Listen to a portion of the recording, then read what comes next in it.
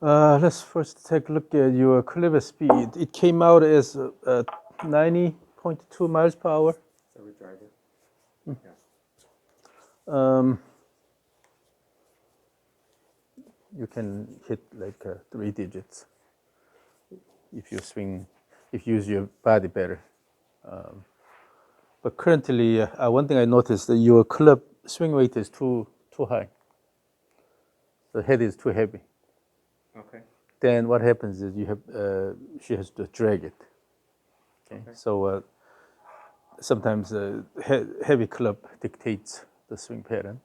So you need to consider giving her a bit lighter head. Okay. So that she can really release it. Okay? So speed is about 90. This is elite men's average, so obviously you're way below that. And for your height, it's a bit better because this is normalized body height. And then swing time, overall swing time, so this is the beginning of the backswing. This is impact here.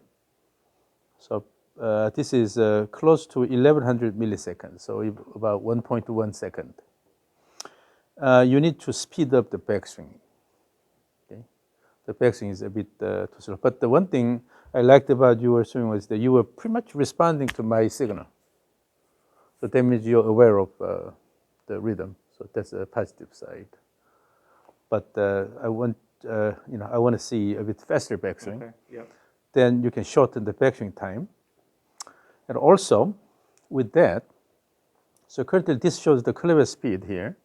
So in the backswing, the clever speed increases to reach this peak value and decreases here.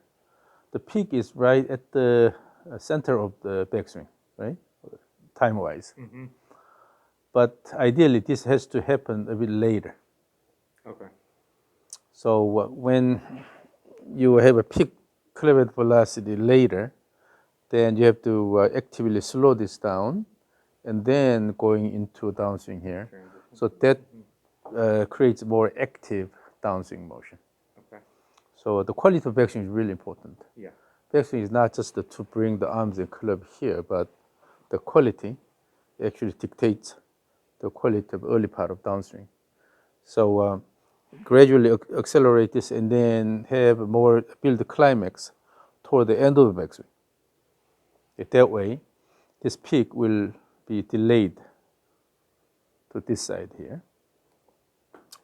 And another one is So she's decelerating in the backswing a little early.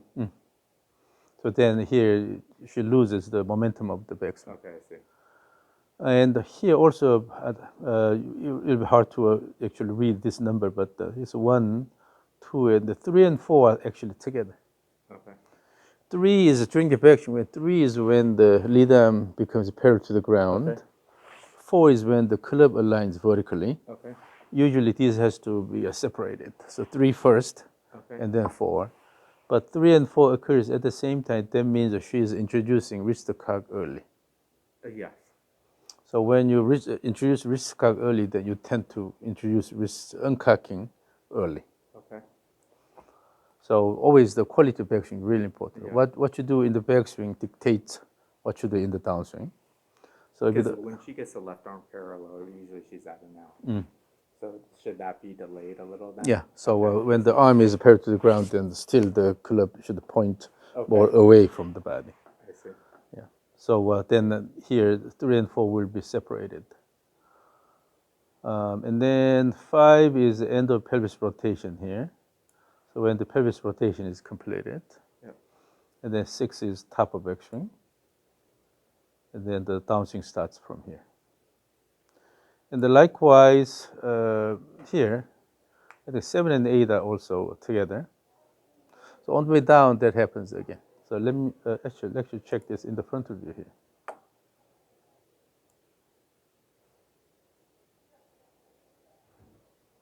You see here, on the way down, when the lead arm is parallel to the ground, the club also aligns vertically. So 7 and 8 are happening at the same time. Okay. But at this point, the club has to be here. Okay. Yep. This is one important aspect of speed generation. Yep. So you have to maintain the leg here. Yep. If you let the club head go early, then you're automatically killing the speed. It's hard to generate good speed. And this is because I think the head is too heavy.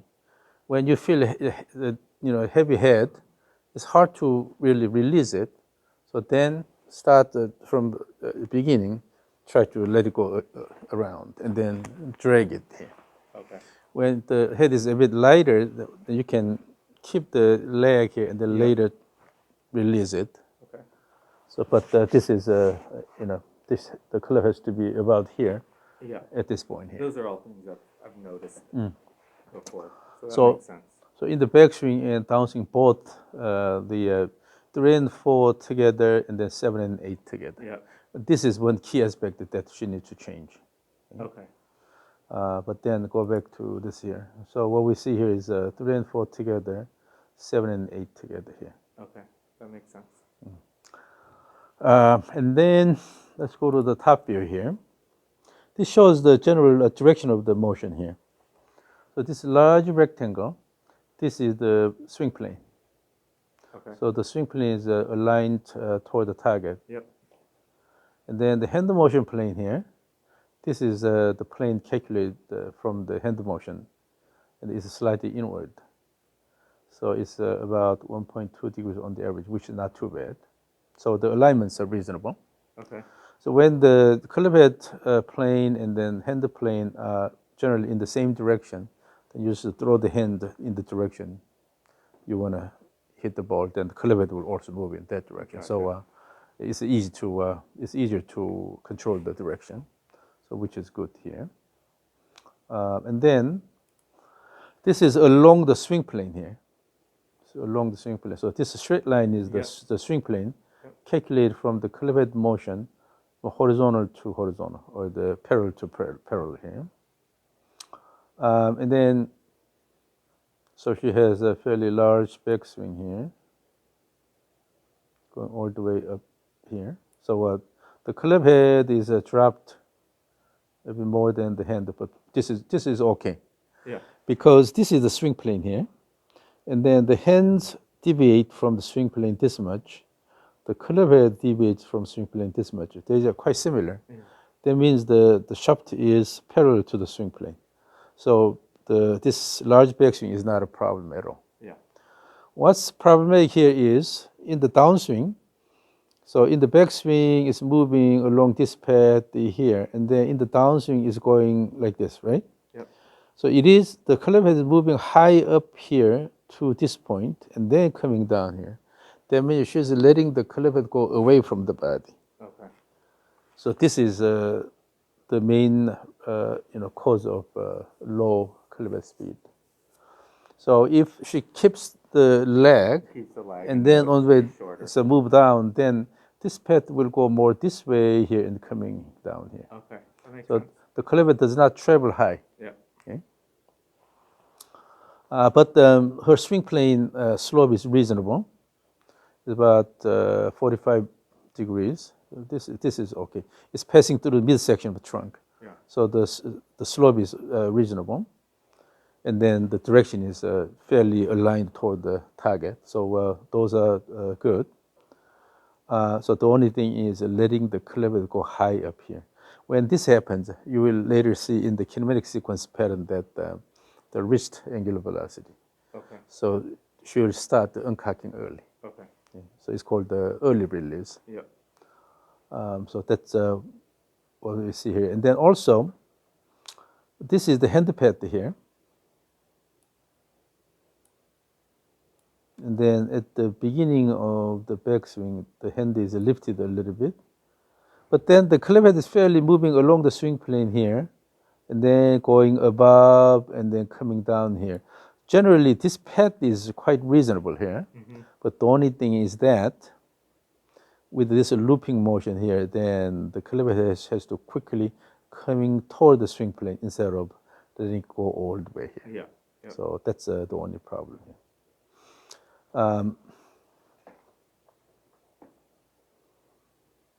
And then on the way down, the hand pad is gradually coming down and touching the swing plane here and then moving above here. So as you can see, the upward motion path of the hand and downward motion path are quite similar here. So that's why her hand motion plane is aligned more toward the target. Okay. Some people pull this in, Yeah. or some people go down and then lift this up here. Yeah. So they show very different path. But Yeah. so that's why the hand motion plane is more aligned toward the target. This shows the center of mass motion here. The red line shows the body center of mass motion here. So at the beginning, the center of mass is here, whole body center of mass here. And then it will move away, go up, and then diagonally down, and then diagonally up here. So this is impact here. Okay. And what we see here is, so this motion and the upward motion and diagonally downward motion, this is good. And then this is below the initial position here. So she is dropping the body center of mass more. This part is good. Yeah. However, from here to impact, the center of mass is rising too much. Okay. That means that she is pushing the ground too much. Okay. Okay, so this is a bit excessive here. And then this is quite common among the junior players, Okay. particularly when the club head is heavy. So what happens is, in order to drag this here, kick the ground, the body is moving up, and then this is going here. Okay.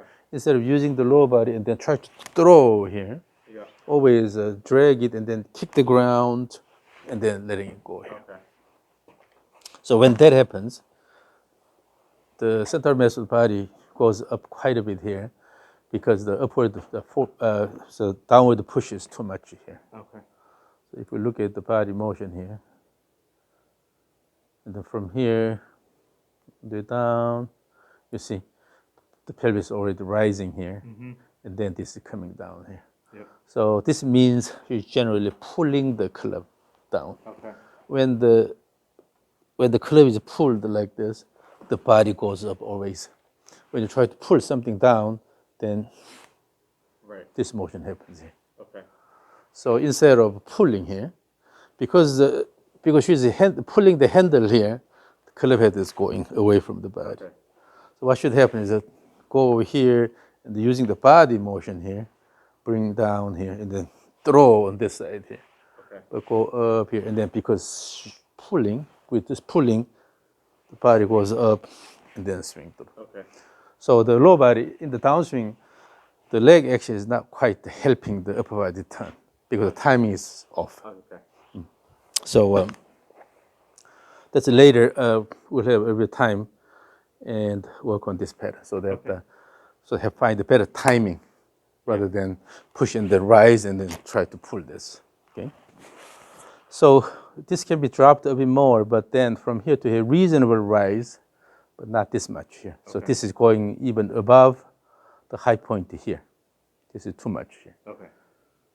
So then later we'll see that in the ground reaction force here, this force is excessive. It's going above 2 times body weight. This is too much. Okay. So again, so generally this pattern is okay, good, and then coming down here and then gentle push, but still the lead leg should be active, but with the push, and then the center mass will go about this much here. But this is too high here. Okay. Pelvis motion. So the lower one is the rotational motion of the pelvis. Upper one is the translational motion of the pelvis. And this red line shows the rotation. Yep.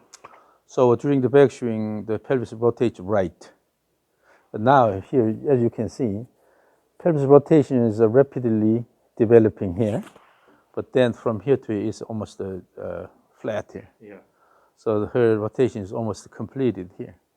Although the maximum pelvis rotation happens about here. Yeah.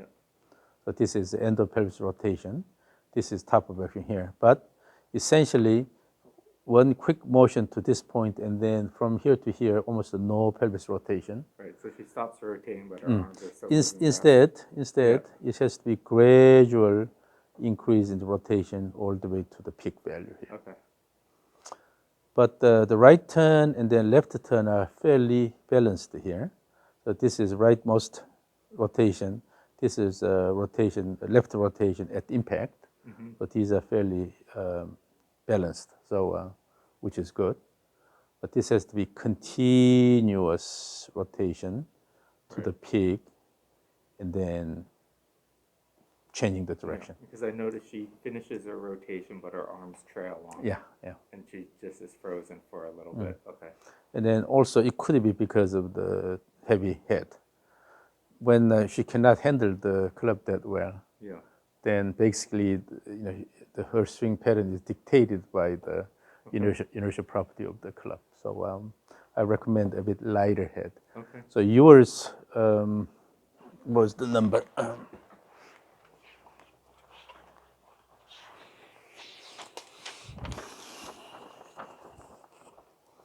460, about 460, that will be about D8, Okay.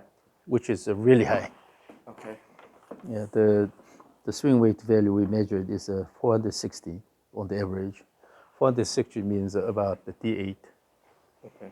So for her, maybe for the driver, D3. D3. Okay. So right in these days, I see an inflation of swing weight. Okay. I think clip fitting is a mess. They just keep heavy clubs to the She golfers. just was fitted at TaylorMade for a club. It's too heavy. Her head is Yes, too heavy. Brian. And then so one thing you can do is remove the extra weight on the head, I'll put in and lighter then weight. start from the lighter one, without it first, Yeah. and then you can find on Amazon different weights. Yeah.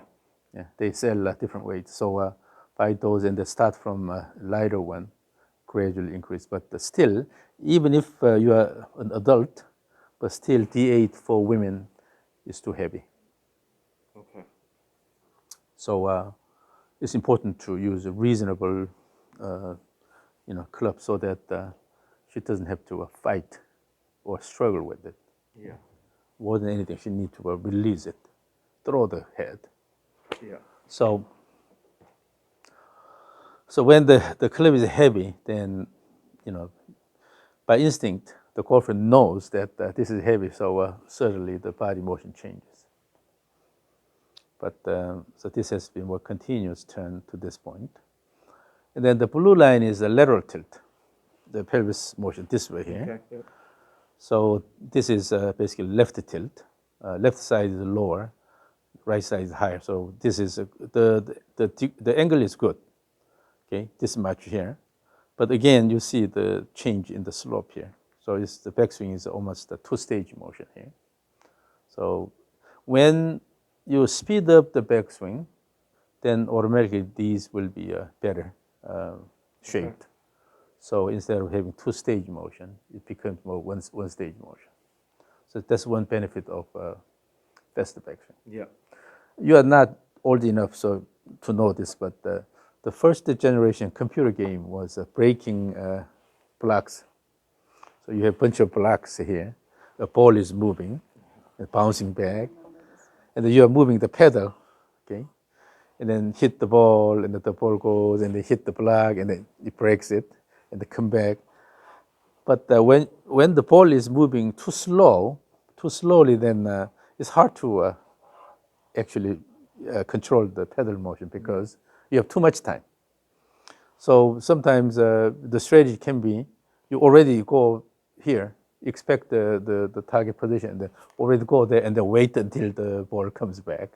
Or you just wait here and then watch the ball coming back, and then at the last moment you move it here. So you have a different strategy possible. But when the ball is reasonably fast, then you just move it.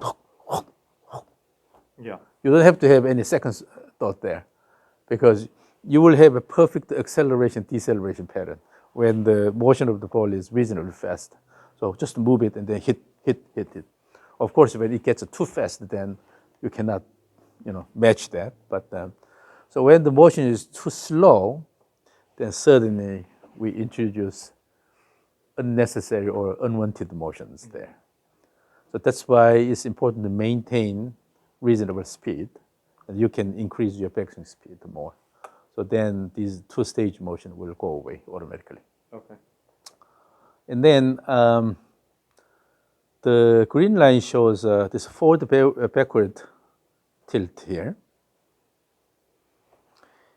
And then, so when it goes up, when it increases, then that means a backward tilt. So generally we see backward tilt, and then this is a forward tilt, and the backward tilt again. So this is the typical sequence. However, this green line is crossing this axis here. That means you have more forward tilt than necessary. Okay, so you tend to tilt the pelvis forward a bit more. So it should stay on the positive side as it goes up. And also this peak should be at the 5 here when the pelvis rotation is completed. And then coming down here, not quite crossing this line and then going up again. Okay. But it's crossing, that means that she has a bit more forward tilt. Okay. And this is a translational motion of the pelvis. And then the pelvis center of mass, the red line is a forward backward motion. So when this increases, then it means the pelvis is moving forward, backward, and the forward here. But after this backward motion, this forward motion should go a bit more here. When you have a reasonably active leg action, then this goes a bit more forward. But because you tend to move the pelvis a bit more backward, and then you have a forward tilt, so that's why this happens. But normally, come back here, and then it goes more forward. Mm-hmm. Then this does not cross this line here. Gotcha. So toward the end of the downswing, she tends to move the pelvis a bit more backward. And then, so also we see a two-stage motion, evidence of two-stage motion here. In the blue line here, this is up and down motion of the pelvis. Then usually what happens is the pelvis stays here and then starts downward motion continuously here and then go up here. But down and slightly up and down again. Again, we have two-stage motion here. Okay. And also this is going too high here. It can go above the initial position, maybe about this level, but this is going too high because she's pushing the ground quite a bit by pulling the club and pushing the ground at the same time. So the body goes up, and then the club is pulled down here. And then this is away and then toward motion here. So the pelvis is moving away all the way here. So now this is also another aspect that we need to talk about. So going away, it keeps going away. So this is the most away position here. Mm-hmm. So in order to turn quite a bit here, the pelvis keeps going this way. But with the initial away motion, and then from here, this 2 means that the club is horizontal. Okay. From here, already the pelvis should recenter, going Yeah. back to the initial position here. Yeah. Before she reaches the end of pelvis rotation. Yeah. So before the pelvis rotation is completed, shift away and then recenter. Recenter. Yeah. Yeah, I noticed that. So during the right turn, the shift away and the recenter should happen here. Mm-hmm. So while the body is still rotating in the backward direction, the pelvis is already showing slight recentering motion. But so this continues all the way here because the pelvis is moving this way a bit too much. And then starts moving rapidly toward the target here. Mm-hmm. So basically in the backswing, when you speed up the backswing, then you will be able to address these automatically here. So this two-stage motion will go away. Because when you have faster motion, you don't have time for two-stage motion. Right. So when you have 2 peaks, but then if you increase the speed, then these will be combined. Mm-hmm. So it becomes a single phase motion. Okay. Yeah. So I expect some benefits of faster backswing here. Okay. Then the X factor. This is separation between the hips and shoulders here. So it's a 0 about here because these 2 lines are parallel to each other. Okay. And then, but after that, the shoulder turns more, so then there is an angle between the 2 lines. Right. and then so expected increases up to this point here. Then the slope changes. That means that she's kind of fairly, this is arm motion here. Right. She stopped rotating. So instead of go here and then the arm goes here, Yeah. you just one motion, throw, and then go to this position here. In one motion, throw into here. Yep. So you know how you move your arms extra and you stop turning? Yeah. Okay. And then this could be because of the heavy head. Okay. The club has the inertia. Okay. If it's heavy, then it keeps going that way. So she has to allow. Otherwise, typically what the junior players does is when the head is heavy, then shorten the backswing. Okay. So, so from this point on, the increase in the expected decreases rapidly, and it's almost a flat here. Okay. And then the top of action here is the top of action. And after that, this has to come down straight down here. That means that the motion should be reversed. So the separation between the shoulder lines, the hip lines, should be decreasing, from here and then in almost a straight pattern here. But it's, again, the slope is a bit flat here. Mm-hmm. This is because she has to drag it. Okay. The club is too heavy. Okay. The club head is too heavy, so she's dragging it here. So she cannot really change the angle rapidly here by turning the whole body, you see? Yeah. So the pelvis and the shoulders are all turning together to drag the club. But then the club head is thrown away from the body here. I think the big thing here is the heavy club head. Okay.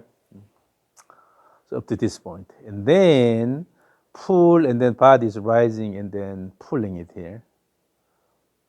So again, in the downswing also, she has two stages here. Okay. So try to first drag it and then try to pull down. Okay. But when she uses a bit lighter head and then good one stage motion in the backswing and then have climax here, then by changing direction, she can start moving down and then throw the club. Okay. So again, we see the hesitation here and the hesitation here. Mm-hmm. Now the kinematic sequence. Kinematic sequence is based on the angular velocities, so rotational velocities. There are three kinematic sequences. The first one is a backswing sequence. Okay. The second one is a transition sequence. And the third one is a downswing sequence here. The backswing sequence is based on timings of these peak values here. So for example here, the red line is the pelvis or the hips, and then blue is the shoulders. And then gray is the arms, and then this is the club here. Okay. So in the backswing, the pelvis first reaches a peak value, and then shoulders and the arms, but the club reaches peak value earlier than the arms here because of the quick wrist cock here. Okay. So the club is developing angular velocity too early here. So these can happen almost at the same time, the pelvis and the shoulders here, then the arms, and then the club here. So the club peak should occur about here. Okay. It's a bit early because of this early Right. wrist cock motion. It Yeah. should be a little more higher. Okay. But more problematic one is the transition sequence here. Okay. Because she has a two-stage motion, so this pelvis motion, but then from here to here, the pelvis is not rotating that much because she had a kind of flat phase there. Mm-hmm. So the angular velocity is close to zero here, from here to here. And then, so when these lines cross the horizontal axis, then the direction changes. Now the transitions are all happening at the same time here. This is called the clustered transitions instead of sequential transitions. Okay. So in order to have sequential transitions, then the upper body has to have good amount of momentum here. So throw and then return this way here. Then naturally, you have a separation here, and then sequential transitions here. Okay. But pretty much turn here, and then this stops, and then this goes here.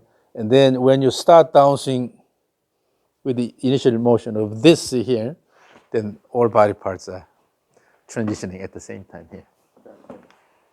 So that's why these are all clustered here. And then in the downswing, the peaks occur about here, right? So the pelvis peak here, shoulders, and then arms here. In the downswing, generally the peaks occur at the same time because downswing is quite short, so you don't have time to have these sequential transitions, sequential peaks. Yeah. Okay, but they generally happen at the same time. However, this timing is delayed here. So the peak angular velocity in the downswing should occur about here, when the club is vertical here. But the club is moving away from the body early, so this timing is all screwed up here because this is happening early. And then the peak angular velocity of the pelvis, shoulders, and arms are happening about here. It's a bit delayed. Then what happens is you don't have enough time from here to impact. So in the downswing, what should happen is that the body accelerates early on, develop good angular motion. Then once you pass the vertical alignment point, the body slows down, then club accelerates further. Okay. So you should have enough time to help the club to accelerate. So the body's angular momentum will be transferred to the club. It's called momentum transfer. But Okay. in order to do that, you should have good wrist motion here. Okay. With the wrist motion, the momentum of the body will be transferred to the club. But because she let the club go early, so there's not much room for that. Okay. And then this pelvis loses angular velocity quite a bit because she has a really active lead leg action, pushing the ground hard. Okay. When you activate the hip muscles, then it locks the pelvis. So it'll slow down the pelvis quite a bit. Okay. But the arms are not losing the angular velocity that much here.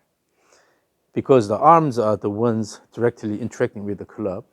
So in order to give a good amount of momentum to the club, then the arms has to lose a lot of momentum. But the arms are not losing momentum that much. Okay. So this pink line is the wrist angular velocity here. Okay. But the wrist angular velocity is really low here. It has to go high up here. Okay. When this goes up, then the club angular velocity will also go up here. But the wrist angular velocity is really low because she's letting the club to go away from the body early. Okay. And then the pink line, if you just look at the pink line crosses the axis about here. It's before the top of action. So when the pink line is in the negative side, is a cocking. Mm-hmm. Positive side is uncocking for the wrist. That means the uncocking starts even before the top of action. This is called the early release. Okay. But it's important to delay the release as much as possible. So good players, they delay uncocking up to about this point here. So up to this point, the pink line stays below the horizontal axis here, and then crosses the axis here. Okay. Then it rapidly goes up to here. Yeah. You are adding the wrist motion at the end. So it's important to be able to release the wrist and then really throw it instead of drag it. Okay. That makes sense. I've noticed that before. So this has to be actually a lot higher than this peak here. Yeah. The arms here. This has to go higher here. Then this will automatically go higher here. So in order to speed up the club speed, obviously, she needs to speed up backswing, and also for the wrist, instead of introducing wrist cock early, delay this, Okay. and then also delay uncocking. But for that, the club head is too heavy. Okay. Yeah, swinging weight of D8, D9, that's too heavy. Yeah. Can that be adjusted just by the weighting in the back? Yeah, just removing the extra weight on the head. Okay. Yeah. So today let's try that by removing the extra weight, and then try to practice release. Okay. So in the downswing, the motion shouldn't be something like this. Rather, if your goal is to hit something here, then everything should be timed well so that you have a swing this way here instead of. Yeah. Okay. So practice that. We'll practice that a little bit. So that's what I see in the kinematic sequence here. By the way, everything is recorded, so you will be able to watch this again and again. Thank you. And then let's go to this here, so see how she's interacting with the ground. So this shows the force. And the arrows here, these show the ground reaction forces, the forces coming from the ground. And this is the combined force of these two. The red dot here is the whole body center of mass. And then, so at the beginning of the backswing, she has a bit more force on the leader side, which is good. This is normal. I want to see a bit more difference here. So even more force acting on the leader side. That means that she's starting actively by pushing the ground with the leader leg and then start the backswing. Yep. And then right after that, is followed by this good push from the trail side here. And then this is the maximum difference here.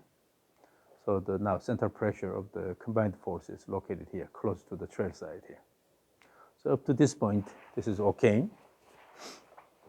Now, so here, if you look at the red line, which is the total force here, this is above the body weight.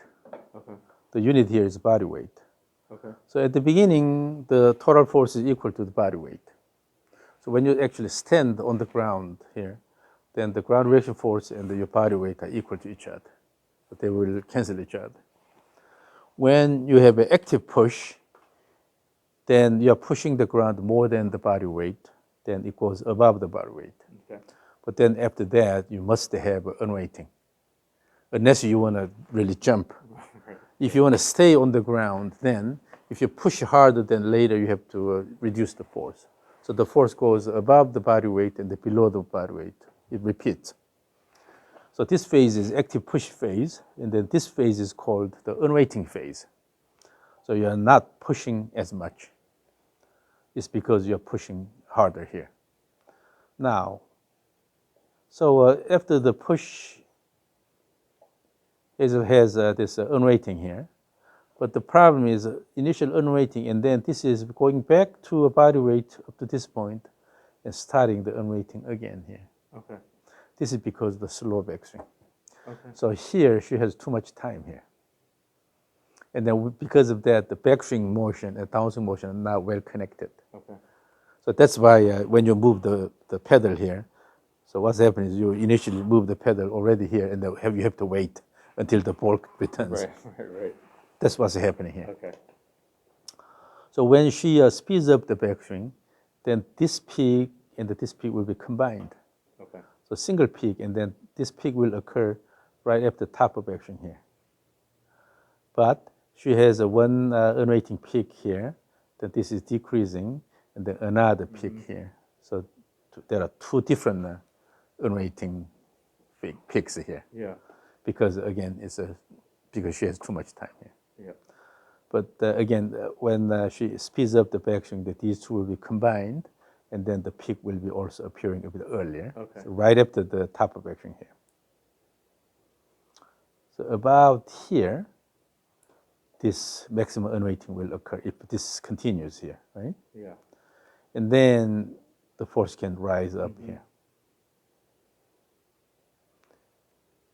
So this peak, unweighting peak, is delayed. And that this is mainly because the backswing is too slow.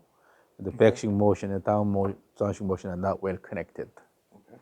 So by developing good rhythmic motion, the key in the rhythmic motion is good push in the trail side and good push in the leader side. Between the pushes, the motion should be continuous. Okay. So we have to good push and then push this side here. Push and then push. When these are happening in reasonable time frame, then between the pushes, you don't have time for anything else. Yeah. So just push and unweight and push will happen. But when you have enough time, so initially push and then stop, and then the arms are moving like this, and then try to start this. So these two are separated, and there are two unrating peaks.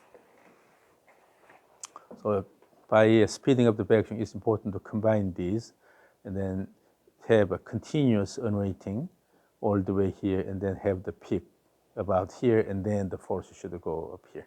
Okay. In that case, it doesn't have to go this high here. Now, this push is really hard here. You don't see the top part here is because it exceeds 2.0, Okay. 2 times body weight. This is too much. Okay. Okay, unless you are a jumper, you don't need this kind of ground reaction force. So Maybe we should switch for jumping. you can still push it good, so you can go above this line. This is about 1.85, 1.6, about 1.65 times the body weight. You can go above this. However, this is too much. Okay. When you have this much push here, then at impact, the force will be a lot less than the body weight here. So you have severe unrating here. So almost leaving the ground. The force is going to almost at zero here because of this hard push here. So this unrating at impact is a typical symptom of a junior swing. Okay. This is quite common among the junior players because they try to pull this down while the body is going up here. Or it could be because of the incorrect image of a good golf swing. Okay. When someone swings like this, that it looks nice, jumping, right? Yeah. But then they try to imitate that. Right. But this pattern is quite common. But in golf swing, it's not about the jumping, but rather it's about generating good rotational motion here. Okay? It's not about this motion, but continuously helping the upper body to turn by using the ground. Yeah. That's the main, goal of the lower body motion. But if you push this much, then basically you're losing the Kind of connection jumping out of between your body and the ground because you have a lot of unrating here. So this is actually detrimental. Okay. So if the piston peak is a bit less, then this force at impact will be close to just one body weight. Okay. Go up here and then coming down like this. After that, if it shows unrating, this is okay. Yeah. But at impact, this is too much unrating because of this hard push here. That is too much push. So it's in terms of the force pattern, it's clear that we need to combine these, and this peak has to occur a bit earlier, and then just a nice push here, and then coming down to one body weight about at impact here. Now, the lower graph here, this shows the so-called moment arm. Moment arm is the separation between this arrow and then the center of mass here. Imagine you are using a wrench, try to turn something. Then from the center of wrench to where the hand is, this is the moment arm or the lever arm.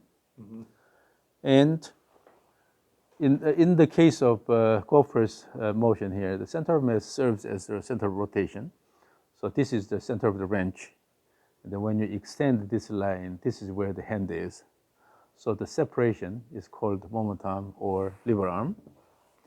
And then when you multiply the moment arm and the force magnitude, then you get the torque here. Okay. So this is the torque generated in the frontal plane by using the ground. So again, the moment arm times the force gives the torque here. So when the force passes through about here, the force passes through the center of mass. That means there's no moment arm here, that the torque will be zero. But then after that, the direction of torque changes. So up until this point, this torque is a clockwise torque here. So it promotes backswing. So it accelerates the backswing turn. But from this point on to the top of backswing, the direction of the torque is going the opposite. That means that it will slow down the backswing, right? Okay. So from here to here, body rotation is still in the backswing direction, the torque is acting in the counterclockwise direction. So this will slow down the backswing motion up to this point. When this area is large, then this area is also large here. So when you have active backswing, this area increases, then you have to actively slow down the backswing. With that, you are already using the ground well in the backswing. Yeah. So then at the beginning of downswing, you have a lot better initial condition. Okay. That makes sense. Yeah. But at this point, at the top of backswing, still moment time is not that long here. But if you use the ground really well, then at this point, this arrow has to go more this way here. It has to incline a lot more. Then you have a lot longer moment time here. Okay. But currently, the moment time is just here. Yeah. And then after that, then the whole arrow will start moving toward the lead foot here, because she'll push the ground hard here. So as the whole arrow starts moving toward the lead foot, then the momentum increases. Yeah. So she has the longest momentum here with that peak torque here. But this longest momentum is delayed quite a bit, because usually the longest momentum occurs at the unweighting peak here. But if the unweighting peak occurs right after top of action here, then this should happen about here, right? That this is severely delayed. And the more importantly, if you look at the shape, the momentum rapidly increases and then decreases again, instead of reasonably, increasing here and then coming down this way. So because this sharp peak here you have sharp peak here. So the torque increases rapidly, but also decreases rapidly here. Instead, you need to maintain the torque as much as possible here in the early phase of downswing. But the top of action is here, then this is rising here. This is too late. Yeah. It has to go a lot higher here at the beginning of the downswing. It's because, again, the backswing and downswing are not well connected. Yeah. So then with this rating, she tries to push the ground hard. Then the effect of this is body goes up and then pulls the club down. So the torque, and then after this second peak, this is coming from usually it's coming from maximum force here. The second second peak is happening when the force is almost the maximum here. After that, the torque decreases rapidly here. And about here, the force arrow is again passing through the center of mass. Moment time is 0 here, and then torque is 0. After that, the torque again acts in the opposite direction here. Now, because of the unweighting, now the force is acting this way. If you extend this, long momentum here in the opposite direction. So then, still this one, the rotation is going in the counterclockwise direction, but the torque is acting in the clockwise direction, in the opposite direction. Yeah. So it interferes with the rotation. Yeah. It's because of this hard push. And then the momentum is formed on the opposite side here. So this is the side effect of hard push, excessive push. So then a lot of unweighting here. Then with that, the momentum is formed on the opposite side, long momentum here. The torque is going way below here, acting in the opposite direction. Okay. So in the downswing, it is important to use the lower body to promote the upper body rotation rather than jumping high up here. Yeah. So that's what we see here. So in summary, let's see, we need to speed up the backswing a bit more. But in order to make the swing a bit easier, we have to remove that extra weight on the head first, make it a bit lighter so that she can freely swing it. Will that help with the lag too? Yeah, Okay. I think so. When she doesn't have to worry about it, then automatically the body motion organizes better. Okay. But when the body senses excessive burden somewhere, then try to modify the motion to compensate that. So, so after removing the weight, and let's measure the swing weight to see how heavy it is. Okay. And then you can buy different weights, and then try with those. But do not go above D4 for her. Okay. Okay. this is recorded, right? Yep. And then on the way down, we need to find the timing here. Have the good image of actually swinging through rather than pulling this and dragging the club here. So those are probably the ones we need to work on. We have about 40 minutes. So, okay, so let's go back to the other room and then warm up a little bit, and then I will join you. Okay, any questions? No, I think it's helpful. I've noticed some of the things you've mentioned, and just kind of like I didn't know that the club head was too heavy though, but I've always noticed like she doesn't have as much lag. It's probably like she doesn't recenter soon enough. I noticed kind of the jump too, and I didn't know that that was off. So the things to help sequence it. We've been working on a faster backswing, but not really. It hasn't settled in yet. So the sequencing that'll be helpful. Yeah, for sequencing, using a bit lighter object, we have the swing stick. That will be easier. Okay. So when she doesn't have to worry about the club, then again, more focus on the body motion here. But when the club is heavy, then it dictates everything. Okay. So, okay, so I will stop recording here.